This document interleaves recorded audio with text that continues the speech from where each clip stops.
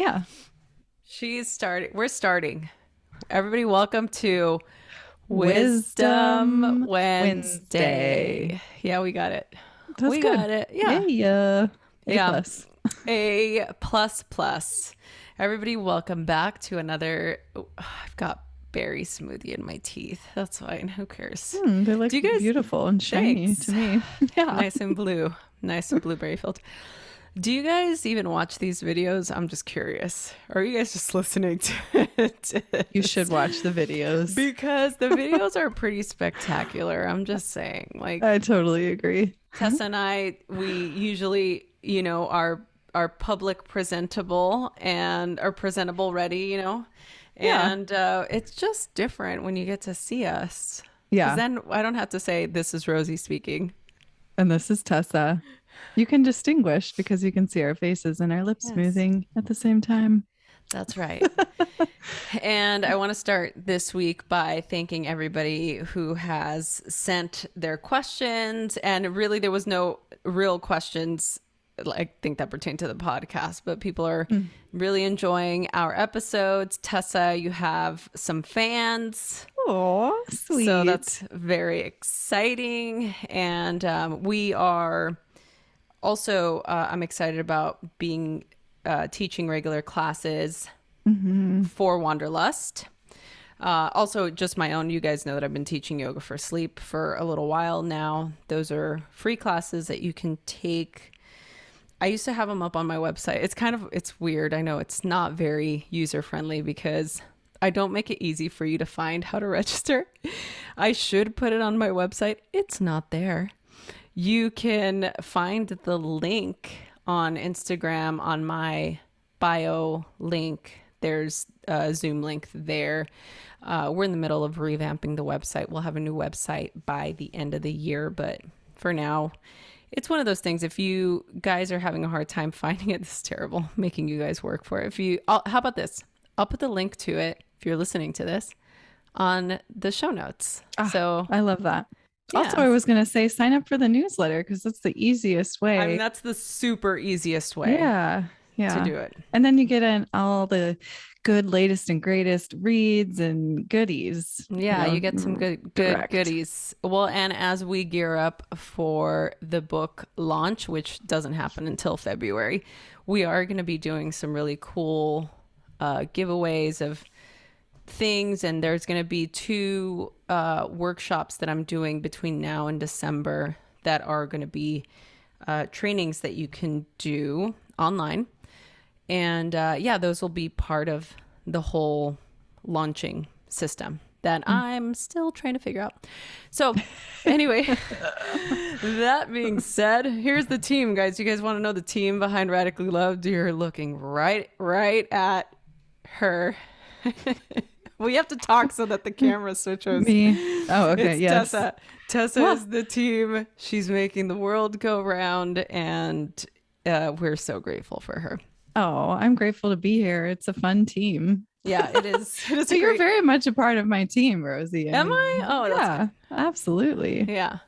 So's Tori. He's Oh, part of it bless, too. bless I Tori. know, He's a totally. saint. Thank you, He Tori. really is. So this week, before we get into the topic, just so you guys know, the topic for today is self-care. We're going to be talking about different ways that we practice self-care and just how important it is during this tumultuous time.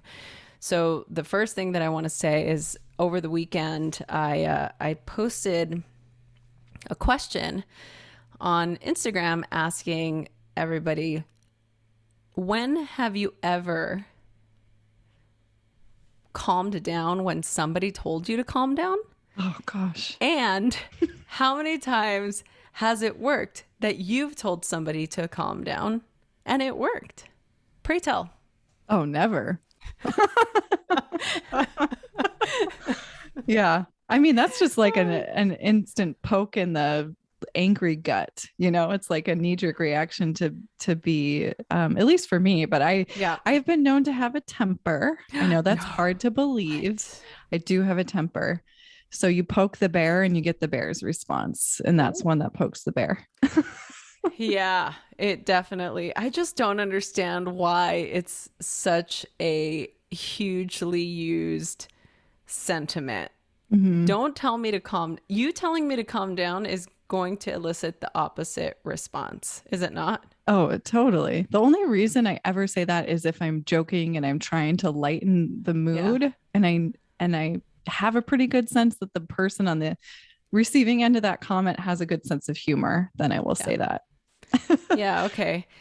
I I actually, let me see. Have I ever used it? I think the only time I've ever used it was to be insulting, like calm the Mm, fuck down, like yeah. calm the fuck down. But it's still not. It's going to elicit the opposite, or they need to calm down, and Yeah. it's obviously not. It doesn't work. All right. So that being said, I only bring it up because I think there was something like 87% of the people that follow me on Instagram voted that it never works. So why don't we begin to change that instead? What's another way of telling somebody to calm down Hmm. that would get them calm? I'm going to share some of my tips, Okay. and maybe we can see what you got on your end, and maybe the people listening can send us some more Oh, inspiration. oh yeah. I could always use more inspiration where this is concerned. Yes, please, Yes. please share. The language. So, as you know, and as everybody listening knows, I've been going to therapy forever, just like you, Tess. Our entire lives have been just going to therapy, different therapy, not all consistently throughout my life, but in segments of stages of life, it has been a predominant feature in my world. And I remember one of my therapists at one point when we were talking about language, and he was telling me how important it is to be mindful about the way that you talk to other people and the way that you talk to yourself, right? He was trying to make the point about how you treat others is how you treat yourself. Yeah. It's a great segue to the topic that we're bringing up anyway, but Hmm. he always suggested the feel, felt, found technique Mm. in order to connect. It's like instead of coming after somebody or reacting without thinking, if somebody's, for example, really upset and maybe they're telling you to calm down or you're wanting to tell them to calm down, instead responding with the I feel. Hmm. I feel that you're very upset. I I'm I felt that maybe I did something wrong. And what I found was that if I have a seat or if we take a moment, we take a beat, maybe we can revisit this conversation, right? Mm. So it's feel, felt, found. And I know that that's used in other types of techniques as well with, I've heard this from an entrepreneur at one point trying to connect with the audience, but that was the first time I heard it. And it made sense because the minute that you start talking about your feelings, it changes everything. So, Mhm. story time. 2 nights ago, Tori and I were just having a nice evening and we were watching a show and we were in bed. And most of the time, the only way I'll watch a show in bed is if we go to bed at like 7:30 because it has to be early enough for me to get my full wind down. I got to go to sleep experience. Yeah. And all of a sudden, as we're laying in bed, we see a helicopter go right above the skylight, our Mm. skylight. And I'm like, oh, that is really low. And I have this thing called the Citizen app. I think you and I have Yeah. talked about it. Uh-huh. So those of you that are familiar with Nextdoor, it's basically the crime next door. So it basically tells you. So if you're a really anxious, stressful person, I don't recommend this app at all. If you're easily shook. Mm-hmm. For me, I'm the person that has to know what's going on. I like to be informed. And at one point I was a little bit addicted to it and I had to turn. So none of the notifications are on. I only go on there if I hear. We live in a city, we're in LA, even though we're in the valley, but still, like, we're in a big city. I like to be informed. The app basically tells you what types of crimes have happened in your area or anywhere else. So right away, helicopters flying overhead. Tori's like, "Ooh, what's going on? Check your app."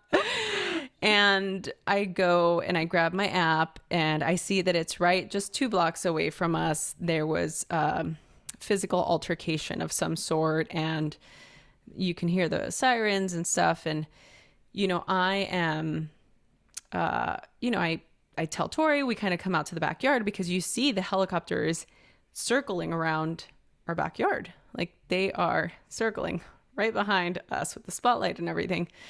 And after a little, after getting eaten alive by mosquitoes, so we're just standing outside. My legs are getting. I'm like, I'm going back inside. Like, but then Tori wanted to go out front to make sure the gate was locked, and just to kind of check the perimeter. Well, he goes and he checks the perimeter, and he's gone for a while, Oh like my gosh, a little scary. while. Yeah. And I'm just like standing there like, what is this man doing? I'm in my PJs. Like there's police officers, there's, all these noises going on, and he is not coming back inside the house. And then after a little while, he comes back in, and I was so angry. I was so agitated, and I was like, why are you outside being a looky Lou?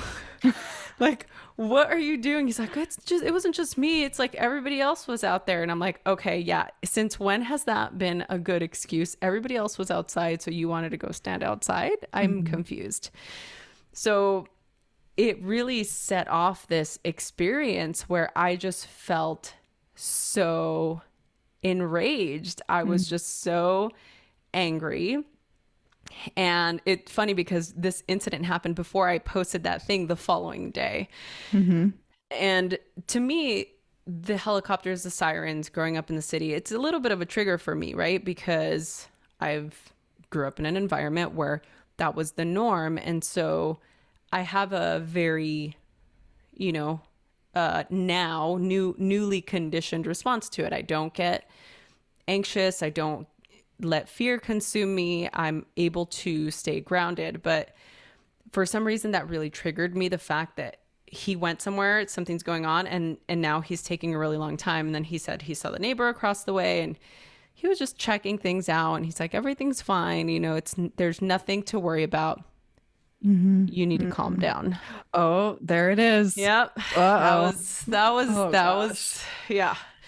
So that, I'm not going to go into exactly the way the conversation went, but what really was helpful was the fact that after we had our little moment, because we're really good about just expressing how we're feeling, right? Like, this is how I feel, instead of me, lashing out and being rude, which I was a little bit, and then I had to apologize for it afterwards. But so I was able to express what was triggering for me, and I explained it in a very calm way. And I was saying, I feel like you are negating my emotions, and it felt like you were disregarding me. And the find, right, is like, I think that we should just watch the show for 10 to 15 minutes, and then let's discuss it afterwards. Let's not bring this energy into our bedroom, because that's like a big thing for us. We don't ever go to sleep mad. We try not to. And we try to not have heavy conversations in our bedroom. The bedroom is a sacred space for us. It's where the magic happens, it's where we reconnect, and we have a cuddle, and we just get to really unwind. It's our like church space. So when that happened, it's all those triggers come up. We're creating this negative energy. Let's try and not do that. And yeah, after about not even 10 minutes, 5 minutes later, after I expressed why this experience was so triggering for me, he apologized, and he said, I'm really sorry that you felt this. That wasn't my intention. I had no idea, and I'm sorry. I'll try not to bring this up in this way again. And I was like, oh, okay, thanks. And then at that point, then you feel bad, right? Lashing out. Aw, Because then I'm just yeah. like, well, I'm sorry for what I said when, this thing was going on. So I apologized.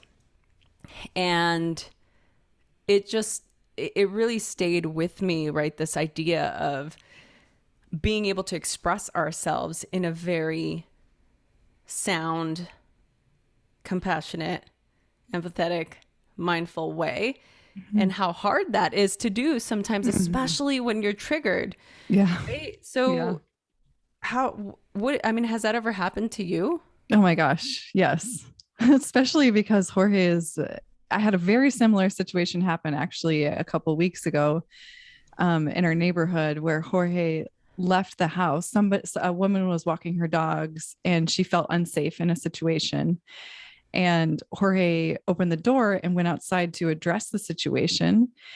And he didn't like before leaving for, I think it was like about 30 minutes, didn't come back in and communicate with me before he just left this woman standing on her porch with her two dogs and tell me anything about like where he went and what he was doing. So he didn't take his phone with him. I didn't know if he was in danger or not.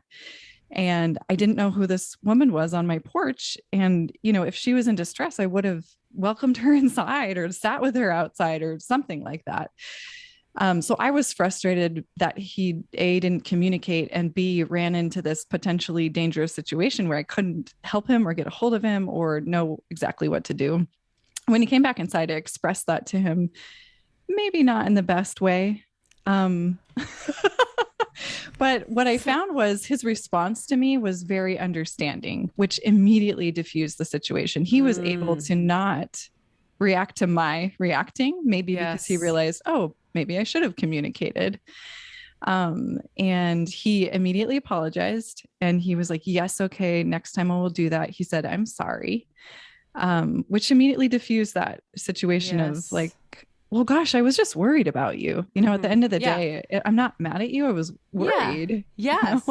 This is the underlying feeling that's so Mhm. great that you're bringing it up is the fear. We react most of the time, and this is true across the board, we react in a aggressive way because the underlying feeling is fear. We Mhm. feel fear. There is some sort of fear Yeah. of something happening, something not happening, feeling not seen, feeling like our we're going to disappear because we don't matter.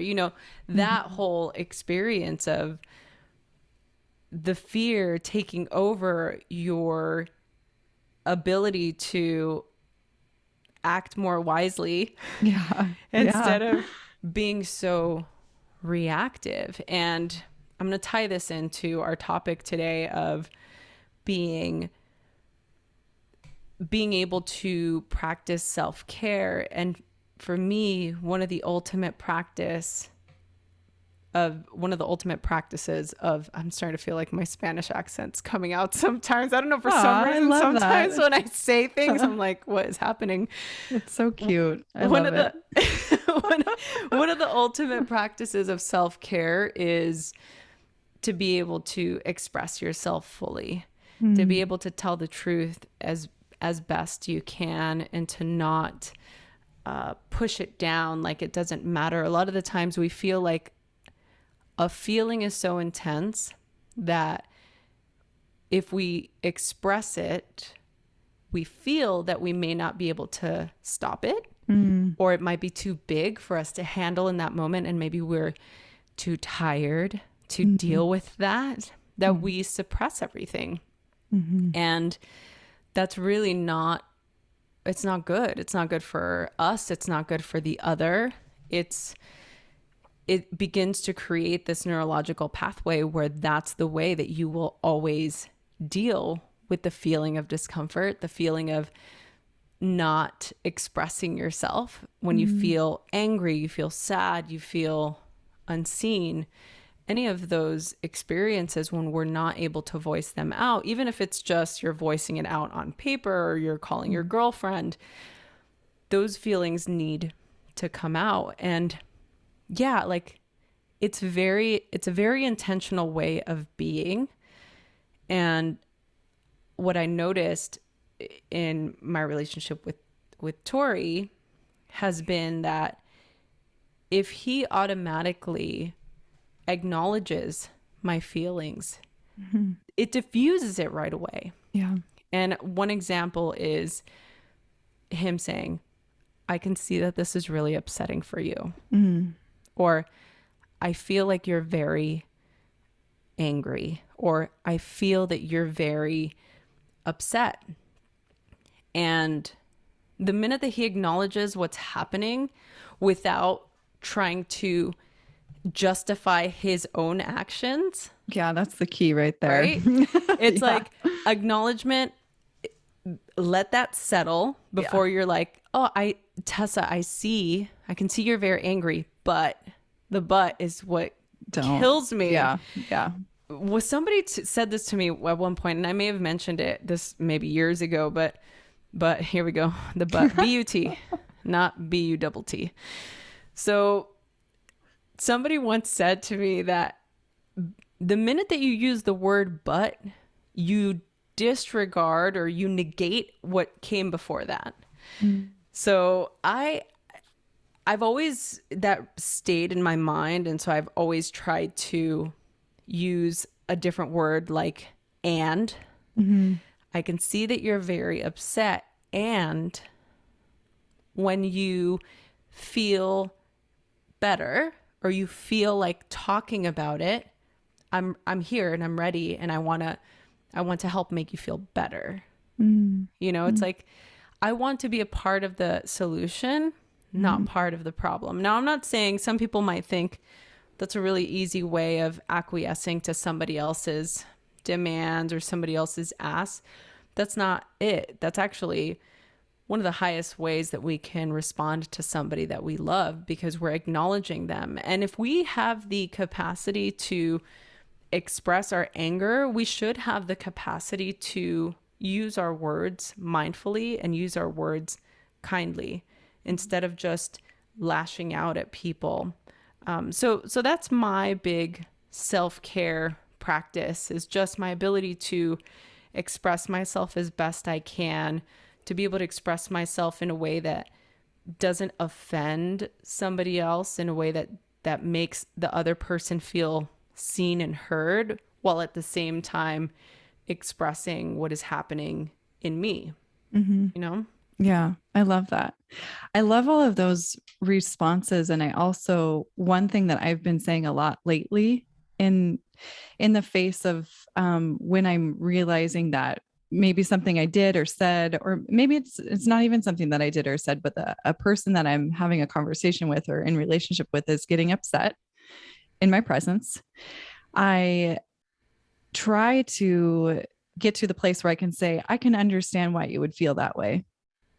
And it's just another way of acknowledging that I understand that you're upset. I understand how you would have gotten upset. And I understand that you're having feelings about this particular situation. So that usually for me, I can understand why you would feel that way. Obviously, you have to have some like discourse to be able to get to the place where Yes. you can understand, because I wouldn't Yeah. recommend saying it if you don't.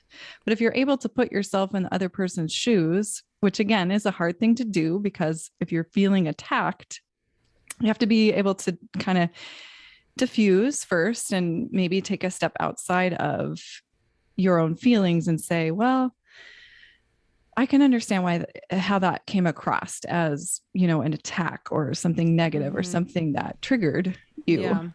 So, yeah, go ahead. No, especially now that we're being so conditioned to attack people and be Mm, angry at people that don't agree with us or don't yeah. believe the same things we do. Since when did we become so, well, I know since when, but I'm still stuck on this. Why are we just attacking each other? It really just drives me crazy, because it actually doesn't drive me crazy. It makes me sad, is really Mm-hmm. the Yeah. truth. I mean, that's Yeah. like my honest truth. If we're talking about truth, I mean, that really is the truth, because now is when we need to really pull focus and work on the relationships that we can, in order to create that ripple effect. And I'm not trying to get esoteric, like, oh, we need to heal the world. I mean, that it's really nice. Yes, that's a great intention to have. I'm not saying don't have it, but it's that thing. I can't remember who said this, but basically you want to make a change. And it's so overwhelming. You're trying to make a change in the world. Where do you start? Well, you start at home. You always start at home. Yeah. That is where it's your training ground. It is where you learn how to be in relationship. It's how you learn to, or how you learn your preconditioned to not know how to be in a relationship. I mean, really, it's the home. And so what are the people closest to you where you can exercise these different techniques or these different conversations, or have the responses that you wish you would have had that you can have moving forward. So the past is a past. We can't change the past. It's, as my brother-in-law would say, that's old shit. Like, don't worry about it. It's done. What's done is done. You can't live there. You torture yourself. This is another practice of self-care, is to be able to move forward and be forward thinking and be in the present moment and start today, start now. Yeah. You can create a new habit every day, every moment, every second. You have the opportunity to not be that person. Here's one thing that really, because we're talking about relationship dynamics, obviously we're both in these really long-term relationships. So it's a great example. And somebody listening to this may maybe use this example with a family member or with a friend, but we are who we are, but we also are who we are going to be, right? So we still have the capacity to evolve and to become somebody else. One of the biggest issues or the biggest obstacles that we may face when we've had relationships in our lives for a long time is that their perception of us won't change even when we have, right? Yeah. And so this whole idea of you always and you never. Oh, yeah. So those are two words that I remember one of my students, dear student friends, Paul, Angelina, little shout out to you guys. They've been married for many years and still so in love, like teenagers. Cute. Like Aw. it really is the sweetest, most beautiful type of devotion. That's the word. They're so devoted to each other. And they are like high school kids. I mean, they're, you know, I don't actually know their ages, but they've been together for a very long time. And I always love to ask couples, what's the secret? What's the secret sauce? Like, what has been the glue? And Paul said to Tori and I, we were having breakfast with them, and he said, don't ever use the word never and always. And you guys are golden. Yeah. And it makes so much sense, right? This whole idea of I'm evolving, I'm wanting to change today. But if I go into my house and I don't, you know, pick up my blueberry smoothie for whatever, a snack, and Tori comes by and he goes, you always pick this up. And it's like, okay, but I'm trying to change that now. Yeah, but this is, you always do this. This is part of who you are. That creates an obstacle.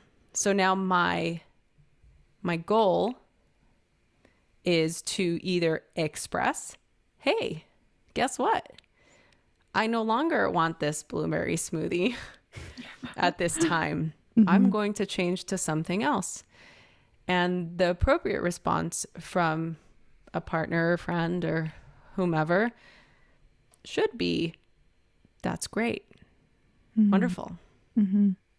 Congratulations. Or missed regards and best wishes. Yeah, best wishes. Yeah. Good for you. And not a condescending way. Right. But the problem is that we don't allow that to flourish. Even for us, like I know I'm that way with him or with certain people. You want your people to stay the same, right? You want your people to be that consistent. You want to be able to do the same things, but we can't stay the same. I mean, we're constantly changing and evolving. And just to, you know, seal this point up, using the words never and always, think about it when the next time you have a conversation with somebody, or you notice somebody having a conversation with you or talking to you, how often do they use those words? And can you replace those words with oftentimes? I Mm. find Mm-hmm. that when I react like this, you react like this. Mm-hmm. And it's not an argument when somebody's expressing. That's the problem. That's why people go in circles and have that nothing conversation, because we're not listening. That's a whole, maybe we have that topic for next week. We'll talk about active listening, because, you know, it's a topic that I Oh, really that's love. so good. Yes, please. Let's talk about that next Yeah. week for sure. So It's such a good topic. what do you think? Oh gosh, yeah, it's such a good practice. I actually remember being reminded of that by you during one of our teacher trainings. And it's just, for me, I feel like, yes, pat on the back. I feel like it's a way to be more conscious in your choice of language and in your communication style to others, because it does feel dismissive always and never. It feels like a dismissive way to kind of, and I don't think it's always intentional. You know, if you're Mhm. someone who uses always and never, I'm not saying this to like point the finger, blame, but it can come off as a judgment, right? It can Yeah. sound a little bit judgy. So I think it's a great way to be mindful of our language, just like so in college, I will come back to the point, but in college, I took a nonverbal communication class, which was one of my favorite classes. And I can't remember if I told you this before, Rosie, but one of my favorite experiments that we did in this class was to try to go, I think the experiment was 5 days without saying the word like.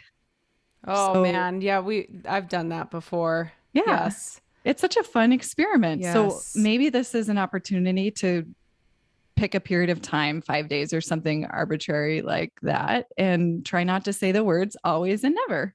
Always and And never, yes. see what happens in your relationship. It makes you very conscious of what you're saying, when you're saying, and how you're saying it. And Jorge always says to me, it's not necessarily what you're saying to me, it's how you're saying it to me. So Mm. there's a lot of body language and in nonverbal communication that sits behind your words.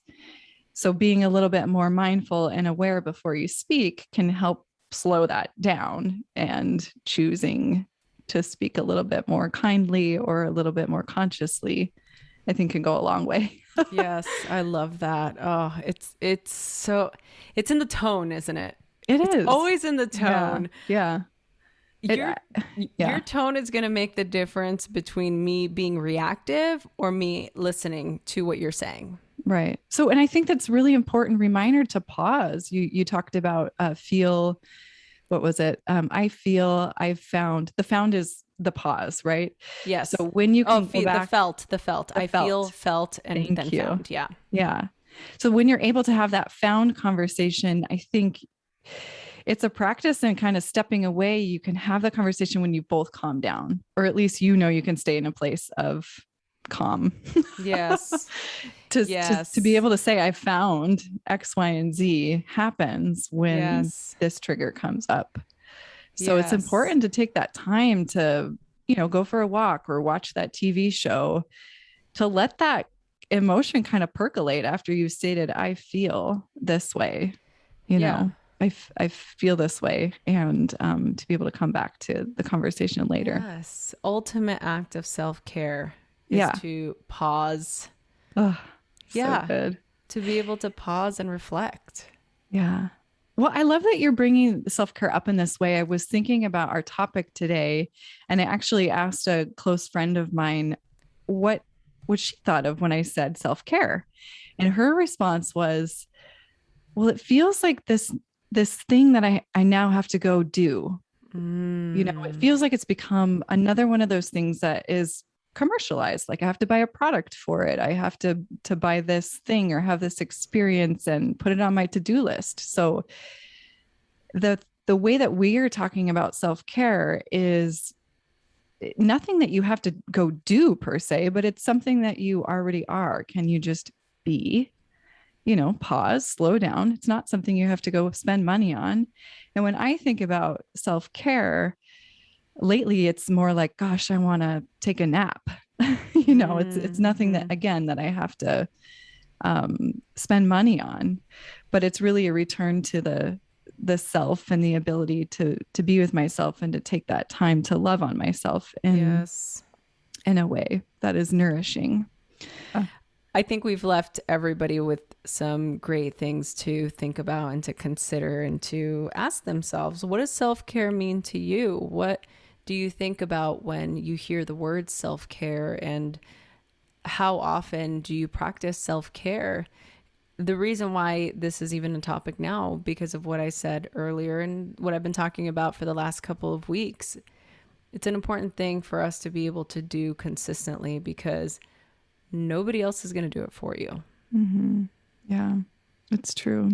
So Build we got it to take into the your reins. day. Yeah, build it into your day. Take those moments, take those breaths, take those pauses, have those conversations, express yourself in a very clear and concise way that doesn't involve an aggressive tone.